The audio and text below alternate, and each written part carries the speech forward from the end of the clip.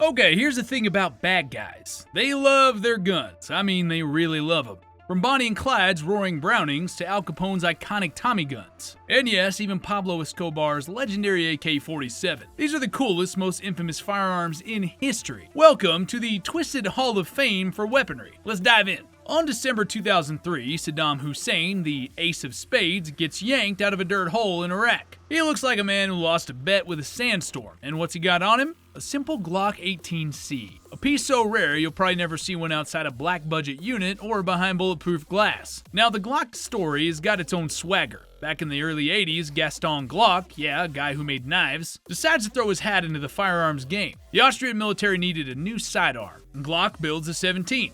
Polymer frame, 17-round mag, light, deadly, and dirt simple to use. He wins the contract. But here's where it gets a little spicy. Austria's counter-terror unit, Einsatzkommando Commando Cobra, says, "Hey Glock, we need more firepower." So Gaston cranks out the Glock 18, a full auto version of the 17. This thing spits out 1,200 rounds per minute. A mini buzzsaw that empties a mag before you can say bad idea. They even added a chevron port onto the 18C to keep it from climbing into the clouds when you hold the trigger. Now let's fast forward. Saddam, the guy whose gold-plated AKs were practically a warlord's signature, chose this Glock as his sidearm. Not some blinged-out monstrosity, just black and deadly. Delta Force snags it and hands it off to President Bush. Now it's sitting in his presidential library like a trophy fish on a wall. Weapons like the Glock 18C ain't for civilians. You won't find it at your local gun store. It's got way too much heat, way too much power. But for a dictator on the run, it's the kind of piece that says, "I'm not going quietly." And guess what? He still did. Alright, it's the 1860s Missouri.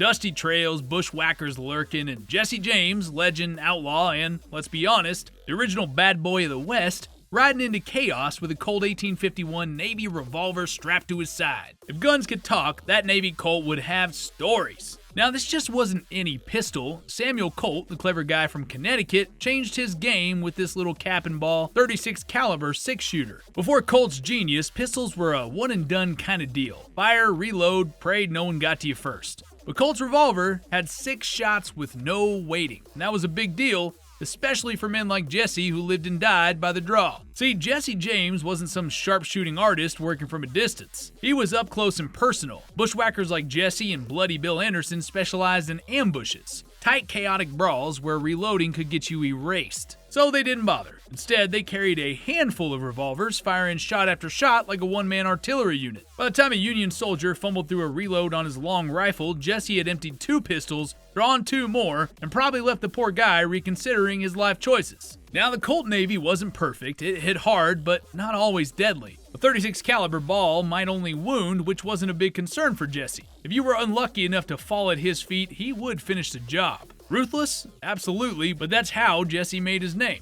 By the 1870s, Jesse upgraded to the Colt 45 Peacemaker, a gun that made the Wild West, well, wild. Faster to reload, bigger bullets, less ouch, and more good night. But it was Jesse's own revolvers, left behind on that day in 1882, that sealed his fate. Bob Ford, eager for the reward, saw Jesse unarmed, drew his pistol, and ended the outlaw with a shot to the back of the head. A pistol gave Jesse his power, but it also wrote his ending. What quite the irony, huh?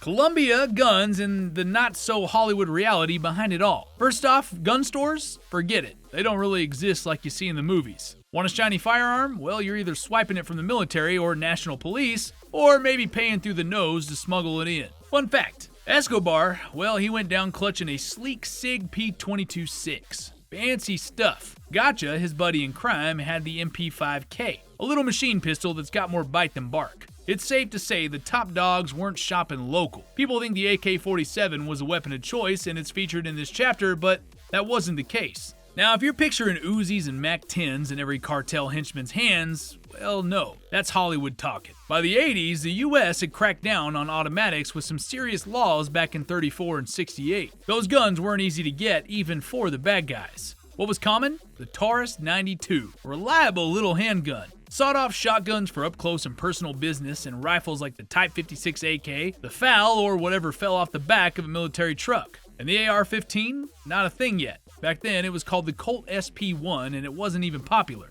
The M16A1, though, that might have made its way into Colombia thanks to loose border control. Picture this, you're a pilot smuggling contraband into Miami, and on the way back, a couple of rifles were tossed in for the ride. It's the world's weirdest duty-free shopping spree. After Escobar took his infamous rooftop plunge in 1993, talk about not sticking the landing, things did not calm down. Places like Comuna 13 turned into war zones where guerrillas, soldiers, and paramilitaries duked it out in the streets. Bullets flew faster than gossip at a family barbecue. And you've got museums now where mannequins of Pablo stand proud, walkie-talkie in hand, with AK-47s on the wall like trophies. There he is, mugshots, family portraits, and those fake smiling political photos where he's trying to look presidential because yes, Pablo once thought he could run Colombia, not just run from it. You know how some people have favorite pens, watches, and cars? Well, Idi Amin, the infamous Ugandan dictator of the 1970s, had a favorite gun, the FN Browning High Power. Let me tell you, this wasn't just any old pistol, it was about as iconic as Amin's oversized ego. Let's start with the weapon itself. The FN Browning High Power is a beauty, designed by the gun wizard himself, John Browning. Seriously, the man's a legend in the firearms world.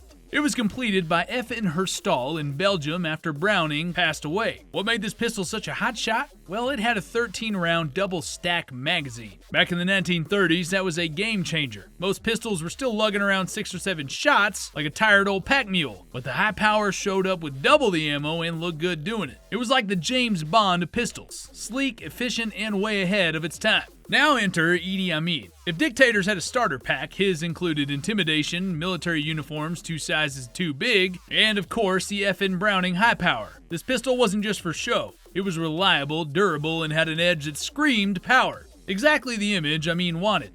This guy loved public appearances, and if he wasn't waving at crowds, he was showing off that pistol like it was his most prized accessory. Amin's obsession with the military wasn't just for defense, it was part of his branding. He wrapped himself in guns and regalia to look invincible. The FN Browning wasn't just a tool, it became a part of his whole persona like a prop in a twisted theater act. Of course, history caught up with Amin. Overthrown in 1979, he spent his final years in exile, leaving behind a brutal legacy. And while he's long gone, the FN Browning High Power still lingers in the tale. Proof that even an incredible piece of engineering can end up in the wrong hands.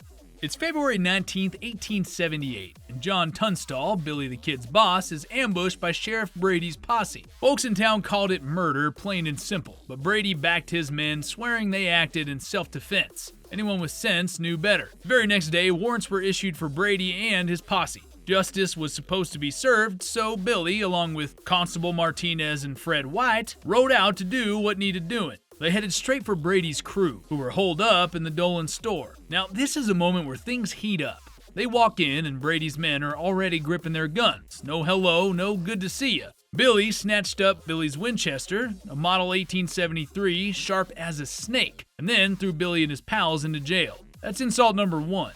Insult number 2? Well, Billy had to sit in that cell while they buried Tunstall, his friend and employer. Fast forward to April 1st. The regulators, Billy's crew, are angry, and Billy's still walking around town like nothing happened.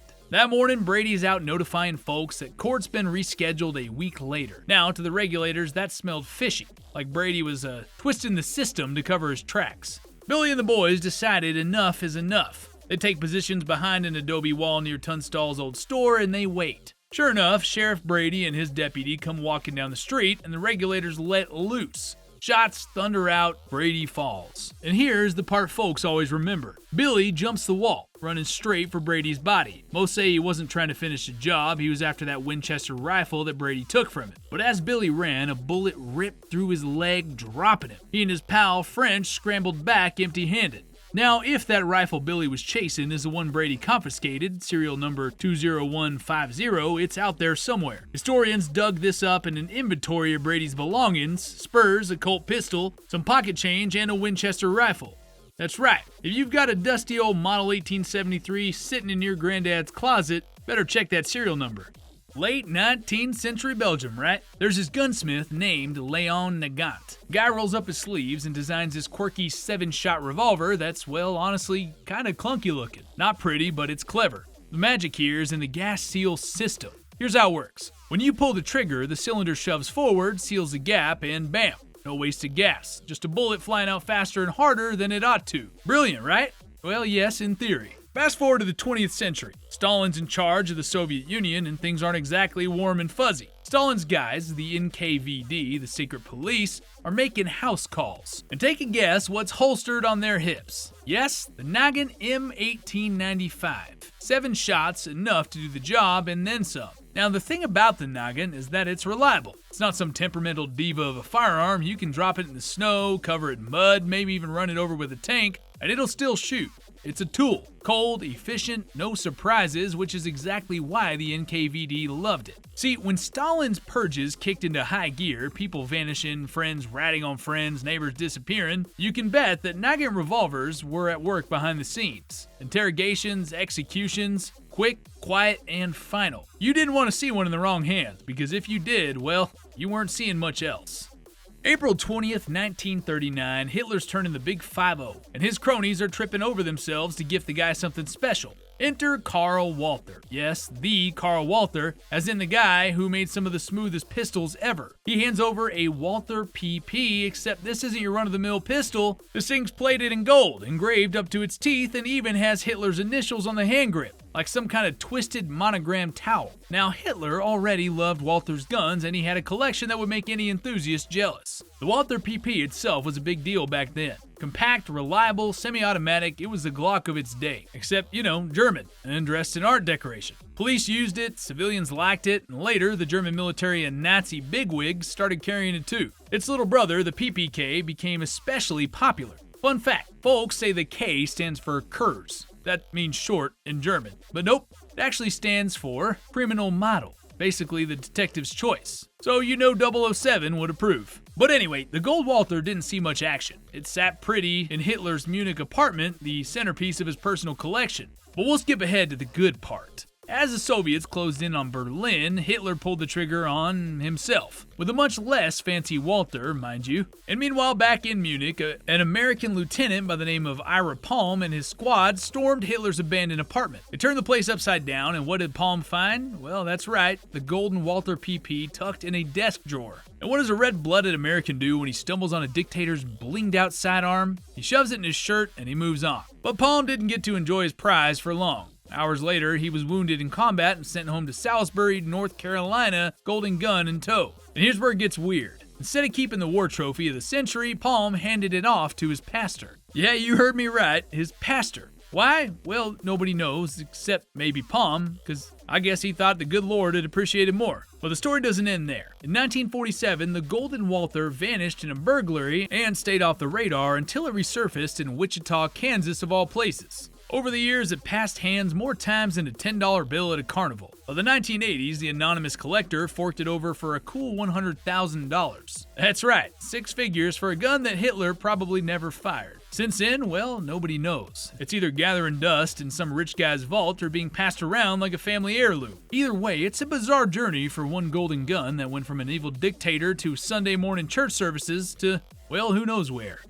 It's the 1970s, and this guy is the rock star of international bad guys. Bombings, kidnappings, high-profile attacks. The man was on every most wanted list, yet somehow he strutted through airports like he owned the place. Cool name too, right? Carlos the Jackal. Sounds like a Bond villain. Now let's talk about his weapon of choice, the TT-33 Tokarev. It wasn't just any old handgun, this thing had some real pedigree. Born in the Soviet Union in the 1930s, the T-33 was like the Kalashnikov of pistols. Tough, reliable, and as simple as a boiled egg. You could drop it in the sand, dunk it in mud, or leave it in your uncle's rusty toolbox for a decade, and guess what? It'd still shoot. But Carlos wasn't carrying this thing for kicks. The Tokarev was chambered in 7.62 by 25 millimeter. A round so fast and punchy, it could tear through car doors, flak jackets, and probably your grandma's dining room table. For a man like Carlos, whose whole shtick was looking like an unstoppable revolutionary, this gun was perfect. You know what they say.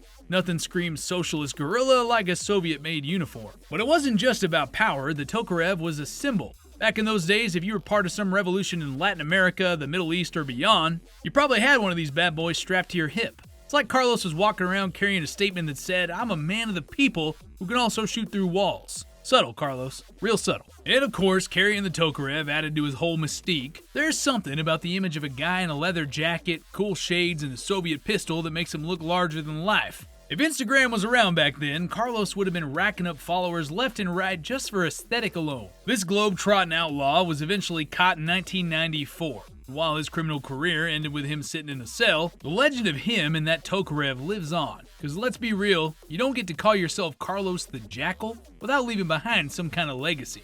The Golden Man, dictator with a flair for the dramatic. For Muammar Gaddafi, ruling Libya wasn't enough. He had to flex with guns that could blind you on a sunny day. Yes, this man loved gold. Gold clothes, gold furniture, heck, if you let him, he probably would have tried to gold-plate a camel. So naturally, his love affair with shiny things extended to his arsenal. I'm not talking about your average dusty basement gun collection here. Gaddafi went all out, collecting weapons that looked like they belonged in a Bond villain's lair. But this man's crown jewel was a gold-plated Browning high-power pistol. Yes, a literal golden gun. Let's set the scene. 2011, and Libya's regime is crumbling faster than a Jenga tower at a toddler's birthday party. The rebels capture Gaddafi, and his reign of terror and questionable fashion choices comes to a very definitive end. One of the most iconic photos from that day was a teenage rebel hoisting the golden Browning in triumph, like something straight out of a movie poster. The gun itself is a masterpiece of over-the-top flair. Chambered in 9mm parabellum, it's plated head to toe in gold, with floral engraving so fancy they'd make your grandma's china set jealous. The wooden grips, oh, they're not spared either. One side features Gaddafi's smug portrait and the other bears the emblem of the Qamis Brigade, Gaddafi's loyal military unit. Subtle? Not even close. That golden pistol was picked up by a 17-year-old rebel named Mohammed Elbi, who probably had no idea he was holding the historical artifact that'd be worth millions. I mean, can you imagine being 17 and stumbling across a solid gold gun? That's not a weapon, it's a retirement plan. But Elbi? Well, he's held on to it all these years despite people throwing jaw-dropping offers at him. We're talking millions, folks. But why doesn't he sell? Well, the guy's smart. Maybe just a little paranoid. He's worried that one of the buyers could be a Gaddafi loyalist looking for revenge, and honestly, you can't blame him. You're walking around with Gaddafi's golden gun, well, you're not exactly low-key. That thing shines like a lighthouse in a storm. To this day, the golden Browning lives on, not in a museum or a private collection, but in the hands of the guy who picked it up during Libya's revolution. And while that is a little ridiculous, it's also the perfect symbol of the Gaddafi era. Flashy, iconic, and just a little too much. Like I said, the man never did anything halfway. Now let's go after another infamous figure, this time halfway across the globe and decades before. This is about Bonnie Parker. If Gaddafi's weapon was all about power and ego, Bonnie's weapon was built for survival. And now if you think she was just Clyde Barrow's sidekick, buckle up, because you're missing half the story. Bonnie was a force of nature all on her own, and nothing proved that more than the weapon she carried, her modified Remington Model 11. Yes, that is a semi-automatic shotgun, not exactly your run-of-the-mill handbag accessory during the Great Depression. Now, Bonnie didn't just grab the shotgun off a shelf. Nope, she made modifications. Think of it as Bonnie's version of a tricking out a hot rod. She customized that bad boy for close quarters work, because when you're on the run and ducking lawmen left and right, sometimes you gotta make a statement. And Bonnie's Remington, well, it said plenty. There's this famous photograph, you probably saw it, where Bonnie's holding the shotgun on Clyde like she's playfully saying, "Behave yourself or I'll deal with you." It's a funny shot, sure, but that shotgun was no joke. It was the very weapon by her side during her final showdown with the law. If you need a mental picture, imagine Bonnie in her polka dot dress, wind in her hair, and that Remington tucked in like an old friend. A friend that unfortunately couldn't save her when the bullets started flying. After the dust settled, you had Texas Rangers Frank Hamer and Manny G standing tall with Bonnie's shotgun and Clyde's bar, Browning automatic rifle. Now that was a victory pose. Guns in hands, smug satisfaction on their faces. Those Rangers had spent months hunting Bonnie and Clyde. When they finally got him in Louisiana, they made sure to take souvenirs. Gotta respect a Texas Ranger for knowing how to keep a memento. This is a Colt 1911 45 ACP. Not just any Colt, no sir, this folks is Sweetheart. Al Capone's affectionately named 1911 looks like it got dressed up for Sunday service. This thing's covered in floral engravings so detailed you'd wonder if they were done by Michelangelo's cousin who moonlights as a gunsmith. And the grips? Deer antler. You heard that right, not some factory wood, but grips crafted from Bambi's big brother. Capone didn't just stop there either. He, or more likely his son, Sonny, slapped on some competition-style mods. The original sights got swapped out for adjustable ones, rear notch, and a Partridge front sight for you shooting buffs out there. There's even an ace extension on the trigger for better handling. Now that's not exactly gangland customization, it just screams target shooting. And you know what, that makes a lot of sense, because Capone's son, Sonny, turned out to be a pistol competition enthusiast. Imagine that, son of the America's most notorious crime boss decides to get into friendly shooting tournaments. Family hobbies, I guess. Either way, that 1911, with its fancy upgrades and mysterious scratched-out serial number, ended up on the auction block in 2021. Can you guess how much someone paid for it? Well, a cool $1 million. That's right. Someone out there is probably polishing Capone's sweetheart and whispering, "You're worth every penny." Meanwhile, the auction house originally pegged it at $150,000.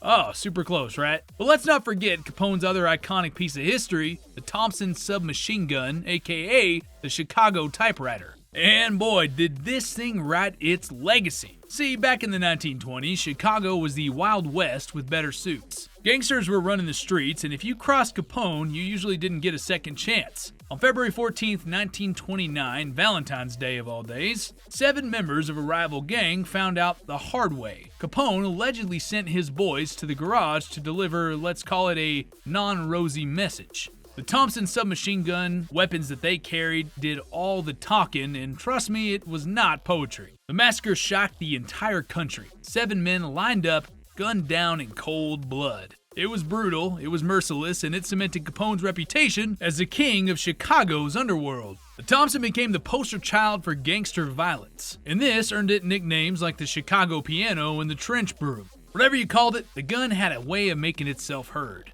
This guy right here is Osama bin Laden, one of modern times' most notable bad guys. Well known as a leader of Al-Qaeda, the man understood the power of a photo op better than most world leaders. He knew how to set up a shot that didn't just show who he was, but told you who he wanted you to think he was. Every rifle, every backdrop, every shadow in those carefully staged images was designed to make a statement and mess with your head. And the rifle? Oh, that wasn't just for show. In many of his most iconic photos, there's this small, unimposing weapon sitting right next to him, the AKS-74U. Back in the Soviet-Afghan War, the AKS-74U was handed out to Soviet tank crews and helicopter pilots. Why? Well, because when you're crammed inside a metal box or a chopper cockpit, swinging around a full-size rifle's like trying to dance in a closet. This thing was small and light. We're talking about 6 pounds and 19 inches with the stock folded. But man, it still packed enough punch to ruin someone's day. But here's where it gets spicy. If you were a Mujahideen fighter back then, you couldn't just waltz down to the local arms dealer and pick one of these bad boys up. Nope, that's because these guns weren't for sale.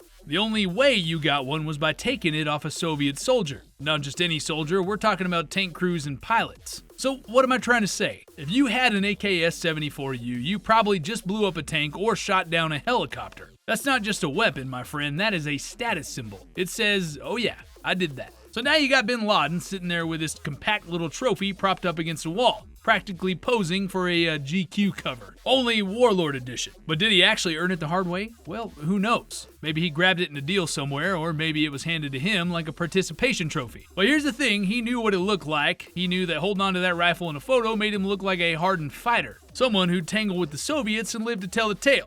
Propaganda gold. Well, let's fast forward to the night that the Navy SEALs kicked down his door. Reports say bin Laden had an AK-47 on him, but that's like saying someone drives a car. Or was it the AKS-74U? We don't know, but either way, it didn't help him that much that night. And where's that rifle now? Sitting pretty in the CIA museum, locked away in Langley, Virginia. You can't see it. I can't see it, unless you got a golden ticket from the CIA, that is. But imagine walking up to it, hands in pockets, squinting at the little plaque that probably reads, "This weapon belonged to Osama bin Laden." That's a lot of history for something that's shorter than a baseball bat. You ever mess around with a 38 Super? If not, sit tight, because I'm about to school you. Picture this, Colt 1911. Classic, iconic, feels like shaking hands with history. But then you see the stamp 38 Super. Yeah, not your granddad's 45 ACP. It's the same Colt government model you know and love, but it's chambered for something a little more zippy, like giving an old warhorse a shot of espresso. Now let's take a little detour, because no gun story is complete without a notorious figure. Enter John Dillinger. Yes, that Dillinger. The guy was practically born with a wanted poster under his pillow. Arrested at 19 for stealing a car, solid start to a career in crime. Then he joined the Navy, probably thinking it would straighten him out. Spoiler, it didn't. He served on the USS Utah and dipped out faster than a guy running from a dinner bill. AWOL in record time. Well, let's get back to the Colt. John Browning's 1911 design didn't just enter the scene, it kicked the door down and bought the house. In a time when revolvers ruled the streets, the 1911 was a game changer. 7-round, semi-auto, and reliable as your best hunting dog. Most people know it in .45 ACP, the big daddy of handgun rounds. But here's the twist. The .38 Super. It's faster, punches through armor, and back in the day made police bulletproof vests look like tissue paper. Oh, and then there's Hyman Lebman, a gunsmith who clearly had a flair for the dramatic. This guy took the 1911 and turned it into what he called the baby machine gun. That's right, a full auto version of Browning's masterpiece. Extended mags, a Thompson foregrip bolted onto the front, and a custom muzzle brake. Picture Dillinger with one of these. Effective? You bet your boots. Now let's talk ammo. .38 Super case is longer than a 9mm, but don't let that fool you, it's a sweetheart for hand loaders. Easy to reload, and they'd shoot like a dream. Perfect for competition, plinking, or just showing off at the range. So here's the thing. The .38 Super does not get the love it deserves. It's like the middle child of handgun rounds. Overshadowed, but secretly brilliant. And Dillinger knew it. Hyman Lebman turned it into an art form. And if you ever get the chance to shoot one, you'll see what all the fuss is about. Fast, flat shooting, and oh so satisfying. Here's a man who didn't just flirt with danger, he took it out to dinner, danced with it, and sent it flowers the next morning. Now we all know the iconic images, Clyde leaning on a V8 like he's posing for a gangster magazine cover, Bonnie nearby grinning like trouble itself. But here's the twist, those photos? They were the calm before the storm, taken before the infamous Joplin shootout in 1933. When police raided their hideout and developed that film, bam! Bonnie and Clyde became front-page stars whether they liked it or not. Clyde hated it. Imagine flipping through a newspaper, seeing your mug on every page and thinking, oh great, now every cop in the country knows what we look like. From that point on, Clyde got smart. License plates covered. Photos rare. But guns? Oh, he still had plenty of those. See, Clyde didn't just like guns, he collected them like your grandma collects ceramic frogs. And his favorite? The bar. The Browning automatic rifle. This wasn't your average pea shooter, we're talking military-grade firepower that could chew up a car radiator like it was made of paper mache. Clyde didn't just stumble onto this idea alone though, enter Herbert Farmer, crook who knew where the good stuff was stashed, National Guard armories. These places were basically supermarkets for gangsters. Now Clyde's small-town hardware store robberies, well they were over. Those only got him rifles fit for hunting rabbits. Armories? Well, they were a gold mine. Clyde walked away with crates of Colt 1911 pistols, endless ammo, and enough bars to start his own militia. Even Blanche Barrow, his sister-in-law, described Clyde coming home like Santa Claus with guns instead of toys. Now Clyde ain't dumb. He cut the barrels of the bars down to make them easier to handle during shootouts. Even the lawmen he kidnapped, like Marshall Hardy, were left scratching their heads, calling the bars oversized rifles. It wasn't until later that the FBI had to school him. It's a .30 caliber monster that spits 600 rounds a minute. Good luck with that. By 1934, Clyde's arsenal could have armed a small war. 3 bars, stacks of Colt 1911s, and enough ammunition to turn any county road into a battlefield. And let me tell you, Bonnie wasn't just Clyde's partner in crime, she was good with a bar. She was barely 4'10" and probably weighed as much as a sack of flour, but she handled that low recoil beast like a pro. Look, Bonnie and Clyde were criminals, but sloppy? Oh, never. They practiced, they prepared, and they were always a step ahead. Clyde had the brains, Bonnie had the charm, and the bar? Well, that was the ace up their sleeve. Together, they outran, outgunned, and outsmarted the law until the bitter end. But what about you? What's your favorite gun feature today? Like, subscribe, and hit that little notification bell thingy for content just like this. Or check out the next video as we dive deeper into history. Until next time.